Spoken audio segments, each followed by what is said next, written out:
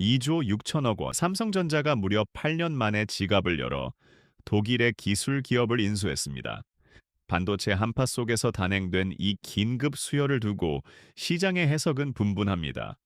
하지만 중국의 추격 속도를 아는 사람들에게 이 사건은 단순한 투자가 아닙니다. 대한민국 제조업의 마지막 생명줄을 지키기 위해 긴급 투입된 2조 원짜리 산소호흡기입니다. 오늘 우리는 복잡한 공시 내용은 걷어내고 삼성의 생존을 가를 세 가지 신호만 봅니다. 첫째, 8년의 침묵을 깨고 단행된 2.6조 원 규모의 대형 M&A 계약입니다. 둘째, 중국 기업들이 장악하지 못한 비전 센싱 분야의 글로벌 1위 기술력입니다. 셋째, BYD와 화웨이가 한국의 턱 밑까지 쫓아온 전장 시장의 위기 상황입니다. 많은 개인 투자자들이 인수 가격이 너무 비싸다며 당장의 재무 부담을 걱정합니다. 하지만 진짜 고수들은 삼성이 돈을 주고 사버린 이것의 가치에 주목합니다. 이것은 중국이 5년을 죽어라 달려야 좁힐 수 있는 격차를 단 하루 만에 벌려버린 비결입니다. 지금 전 세계 자율주행 열차는 이미 플랫폼을 떠날 준비를 마쳤습니다. 삼성은 문이 닫히기 직전 거금을 내고 마지막 남은 특실 티켓을 낚아챈 것입니다. 지금부터 이재용 회장이 왜 하필 지금 독일행 티켓을 끊었는지 그 절박한 속사정을 공개합니다. 이 흐름을 놓치면 당신은 출발하는 열차를 승강장에서 멍하니 바라보게 될지도 모릅니다. 많은 분들이 2조 6천억 원이라는 숫자에 놀라 삼성전자 현금이 너무 마르는 것 아니냐고 걱정하십니다. 하지만 냉정하게 계산기를 두드려 보면 이것은 삼성이 남는 장사를 한 것입니다. 이 기술을 삼성전자가 맨 땅에서 개발하려면 최소 5년의 시간과 수조 원의 시행착오 비용이 듭니다. 그 5년 동안 중국 기업들은 저만치 앞서 나가고 시장은 이미 닫혀버렸을 것입니다. 삼성은 돈을 주고 기술뿐만 아니라 경쟁자를 따돌릴 수 있는 압도적인 시간을 산 것입니다. 우리는 이것을 금융 용어로 시간 차익 거래, 타임 아르비나지라고 부릅니다. 경영진은 지금 당장의 현금보다 미래의 시장 선점이 훨씬 더 시급하다고 판단한 것입니다. 과거 2017년 삼성은 하만을 인수하며 자동차의 귀를 얻었습니다. 그리고 8년이 지난 오늘 드디어 독일의 기술을 통해 가장 정밀한 눈 카메라까지 확보했습니다. 이제 삼성은 보고 듣고 생각하는 자율주행의 완전체 기술을 모두 손에 쥐게 되었습니다. 대한민국의 수출 효자였던 스마트폰은 이미 성장의 한계에 부딪혔습니다. 이제 삼성전자가 살 길은 바퀴 달린 스마트폰이라 불리는 전기차 전장 시장뿐입니다. 중국이 배터리와 차체 같은 껍데기를 저가로 찍어낼 때 삼성은 그 안에 들어가는 영혼을 장악하려 합니다. 만약 이번에도 너무 비싸다며 망설이다가 이 골든타임을 놓쳤다면 어떻게 되었을까요? 아마 삼성은 영원히 중국산 전기차의 반도체나 납품하는 하청업체로 전락했을지도 모릅니다. 그렇다면 왜 하필 미국도 일본도 아닌 독일 기업이어야 했을까요? 다음 장에서 벤츠와 BMW도 꼼짝 못하게 만드는 삼성의 치밀한 기술 동맹 전략을 공개합니다. 왜 하필 삼성은 전기차 1위인 중국이 아니라 전통의 강호 독일을 선택했을까요? 자동차 산업에서 독일 기술이 갖는 상징성은 단순한 성능 그 이상이기 때문입니다. 스마트폰은 고장나면 새 것으로 바꾸면 그만이지만 자동차의 오작동은 곧 탑승자의 생명과 직결됩니다. 그래서 벤츠나 BMW 같은 명차들은 검증되지 않은 부품을 절대 쓰지 않는 보수적인 태도를 고수합니다. 현재 중국 BYD가 배터리와 차체를 붕어빵처럼 찍어내며 가격을 무기로 시장을 흔들고 있습니다. 하지만 사람의 목숨을 담보하는 정밀 제어와 센싱 기술만큼은 여전히 중국산을 불신하는 것이 현실입니다. 삼성은 바로 이 지점, 중국이 막대한 돈으로도 단기간에 살 수 없는 신뢰라는 틈새를 파고들었습니다. 이번 인수로 삼성전자는 두뇌 역할을 하는 반도체와 청각을 담당하는 하만, 그리고 시각 정보를 처리하는 독일산 카메라 기술을 모두 갖추게 되었습니다. 이것은 단순한 부품 납품 업체가 아니라 완성차의 핵심 신경망을 통째로 공급하는 기업이 됐다는 뜻입니다. 이제 완성차 업체 입장에서는 삼성이 핵심 부품을 공급하지 않으면 차를 만들 수 없는 상황이 오게 됩니다. 업계에서는 이를 두고 완성차 업체보다 더 강력한 힘을 가진 슈퍼 의뢰 지위라고 부릅니다. 2조 6천억 원이 비싸다고 말하는 사람들은 눈앞에 회계 장부만 보는 것입니다. 삼성이 직접 기술을 개발하다 실패해서 허공에 날릴 20조 원 이상의 기회비용을 생각하면 이것은 공짜나 다름없습니다. 가장 저렴한 비용으로 가장 확실한 기술 보험을 든 셈입니다. 중국이 거대한 자본으로 전기차의 껍데기 시장을 장악해 나가는 지금, 삼성은 그 전기차를 움직이는 가장 중요한 영혼을 독점하겠다는 야심찬 선언을 한 것입니다. 하지만 이 거대한 그림을 그리고도 여전히 불안해하는 분들이 있습니다. 다음 장에서 한국 제조업의 위기를 온몸으로 체감하고 있는 59세 강 대표의 시선으로 현실을 직시해 봅니다. 반월공단에서 30년 넘게 도금 공장을 운영해온 59세 강 대표는 요즘 밤잠을 설칩니다. 중국 업체들이 말도 안 되는 가격으로 치고 들어와 거래처가 하나둘씩 끊기고 있기 때문입니다. 그는 한국 제조업이 이대로 중국이라는 블랙홀에 빨려 들어가는 것은 아닌지 공포를 느낍니다. 그래서 이번 삼성전자의 독일 기업 인수 소식을 듣고 가슴을 쓸어내렸다고 말합니다. 대한민국의 수출을 책임지던 스마트폰과 가전은 이미 성장의 정점을 지났습니다. 이제 우리가 먹고 살 길은 스마트폰 수출이 꺾인 자리를 전장 사업으로 채우는 것뿐입니다. 이번 인수는 대한민국 수출 포트폴리오가 모바일에서 모빌리티로 이동하는 역사적인 변곡점입니다. 삼성전자가 전장 사업이라는 새로운 심장을 달아야만 수천 개의 협력 업체들이 함께 살아남습니다. 많은 주주들이 삼성전자는 왜 만년 저평가에 시달리냐며 답답함을 토로합니다. 이유는 간단한데 시장이 삼성전자를 여전히 냉장고나 파는 가전회사로 취급하기 때문입니다.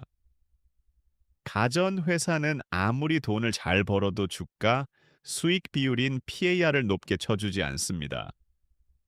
하지만 이번 인수로 삼성은 테슬라와 경쟁하는 인공지능 모빌리티 기업으로 재평가받게 됩니다.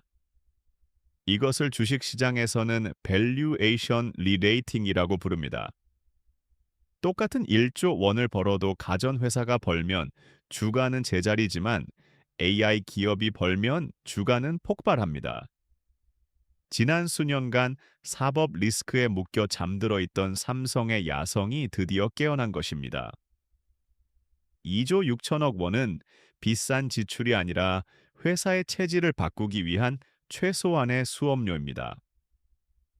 이재용 회장이 던진 승부수는 명확합니다.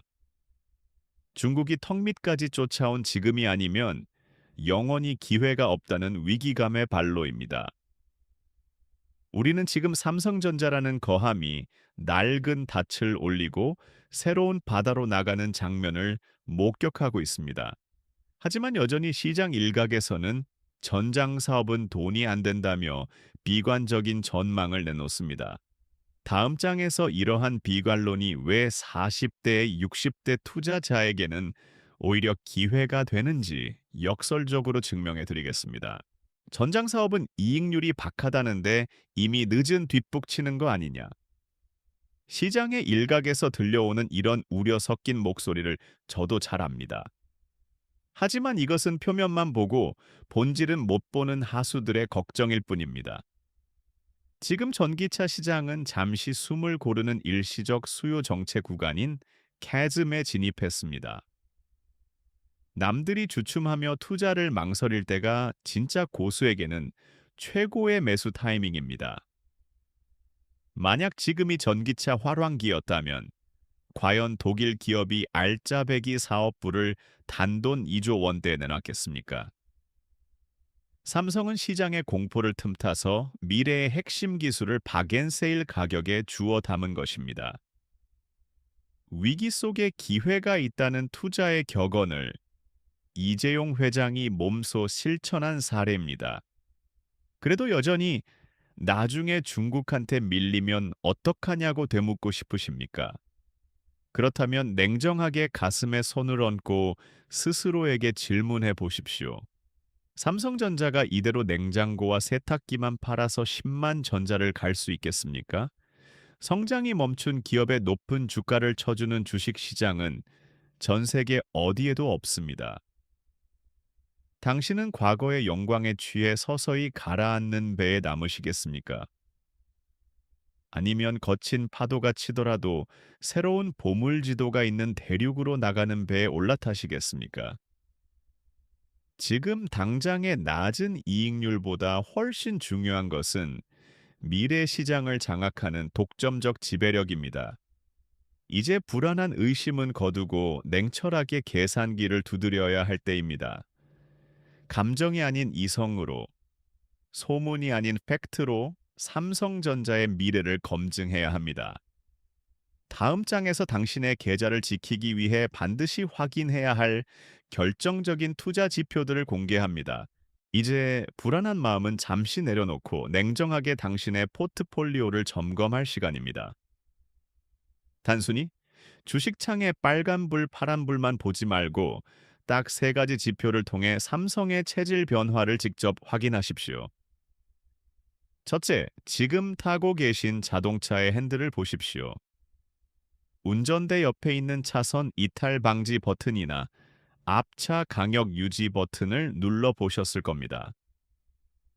그 버튼이 작동하는 순간 느껴지는 편리함과 안전함. 그것이 바로 삼성이 이번에 인수한 핵심 기술입니다. 당신이 일상에서 느끼는 그 기술의 가치가 곧 삼성전자의 미래 매출이 된다는 사실을 체감해야 합니다. 둘째, 뉴스 검색 키워드를 바꾸십시오. 습관적으로 검색하던 반도체 수율이나 갤럭시 판매량 대신 전장 사업 수주 잔고를 추적하십시오. 수주 잔고는 기업의 미래 먹거리가 얼마나 쌓여 있는지를 보여주는 가장 정직한 선행 지표입니다. 이 숫자가 우상향 그래프를 그릴 때가 바로 가전회사에서 모빌리티 기업으로 간판을 바꿔다는 순간입니다. 셋째, 기업의 청산 가치를 확인하십시오. 증권 앱을 켜고 삼성전자의 주가 순자산 비율인 PBR이 역사적 저점에 머물러 있는지 확인해 보십시오. 지금의 주가는 전장 사업이라는 거대한 성장 동력을 전혀 반영하지 않은 상태입니다. 시장이 이 새로운 가치를 알아차리고 재평가를 시작하기 전인 지금이 오히려 안전 마진을 확보할 수 있는 기회일 수 있습니다. 하지만 냉정한 전략가라면 장밋빛 미래만 봐서는 안 됩니다.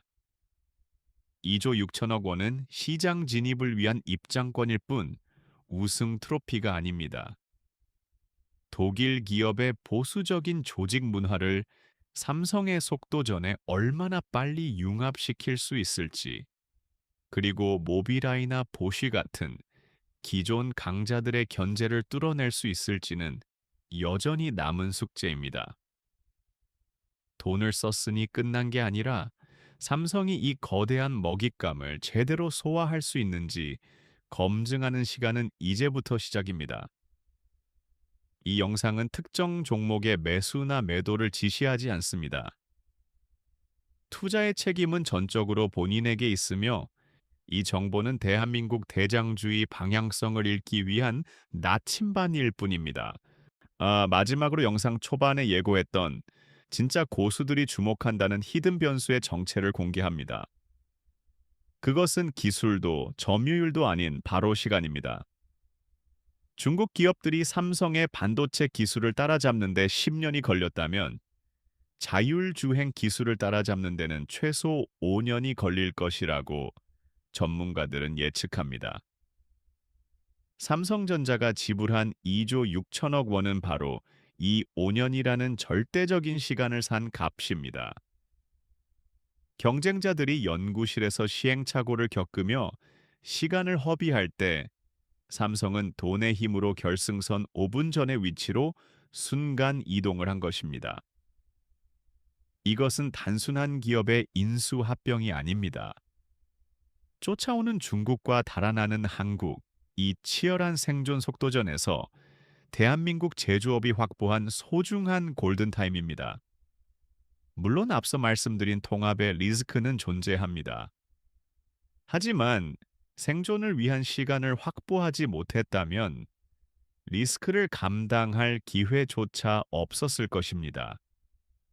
글로벌 자율주행이라는 거대한 고속열차는 이제 막 플랫폼을 떠나기 시작했습니다.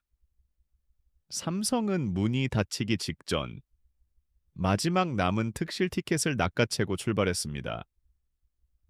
망설이는 시간 동안 열차는 점점 멀어지고 남겨진 사람들은 영원히 승강장에서 그 뒷모습만 바라보게 될지도 모릅니다. 출발하는 열차에 함께 오르시겠습니까? 아니면 승강장에 남아 후회하시겠습니까? 가장의 현명한 통찰과 결단을 댓글로 남겨주십시오. 시그널 앤 노이즈 수석 전략가였습니다.